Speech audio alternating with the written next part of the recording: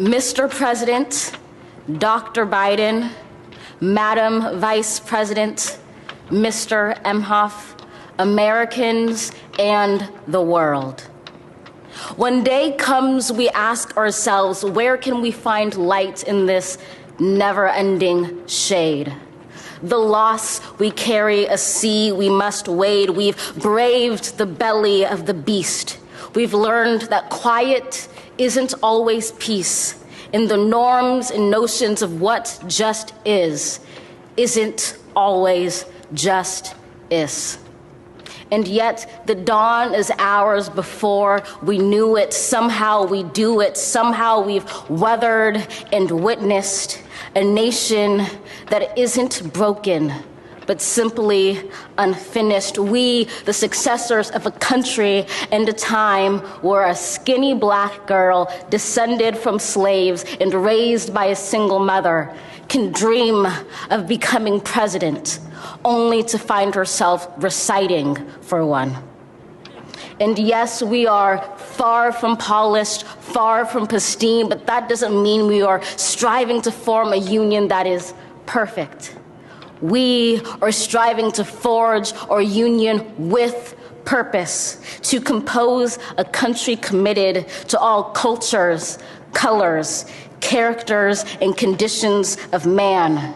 And so we lift our gazes not to what stands between us, but what stands before us. We close the divide because we know to put our future first, we must first put our differences aside. We lay down our arms so we can reach out our arms to one another. We seek harm to none and harmony for all. Let the globe, if nothing else, say this is true.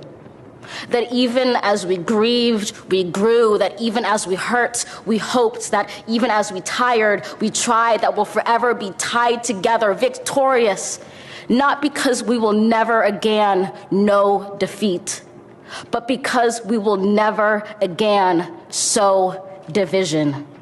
Scripture tells us to envision that everyone shall sit under their own vine and fig tree, and no one shall make them afraid. If we're to live up to our own time, then victory won't lie in the blade, but in all the bridges we've made. That is the promised glade, the hill we climb, if only we dare it, because being American is more than a pride we inherit. It's the past we step into and how we repair it. We've seen a force that would shatter our nation rather than share it, would destroy our country if it meant delaying democracy. And this effort very nearly succeeded. But while democracy can be periodically delayed, it can never be permanently defeated. In this truth, in this faith we trust, for while we have our eyes on the future, history has its eyes on us. This is the era of just redemption. We feared it at its inception. We did not feel prepared to be the heirs of such a terrifying hour, but within it we found the power to author a new chapter, to offer hope and laughter to ourselves. So, while once we asked, how could we possibly prevail over catastrophe? Now we assert, how could catastrophe possibly prevail over us? We will not march back to what was, but move to what shall be, a country that is bruised but whole, benevolent but bold, fierce and free.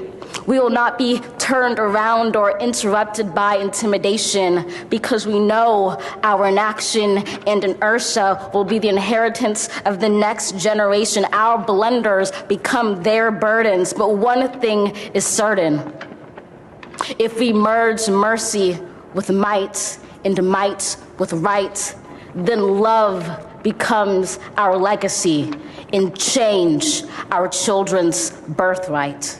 So let us leave behind a country better than the one we were left. With every breath from my bronze-pounded chest, we will raise this wounded world into a wondrous one. We will rise from the gold-limbed hills of the West. We will rise from the windswept Northeast, where our forefathers first realized revolution. We will rise from the lake-rimmed cities of the Midwestern states. We will rise from the sun-baked South. We will rebuild, reconcile, and recover in every known nook of our nation, in every corner called our country. Our people, diverse and beautiful, will emerge battered and beautiful. When day comes, we step out of the shade, aflame and unafraid. The new dawn blooms as we free it. For there is always light, if only we're brave enough to see it, if only we're brave enough to be it.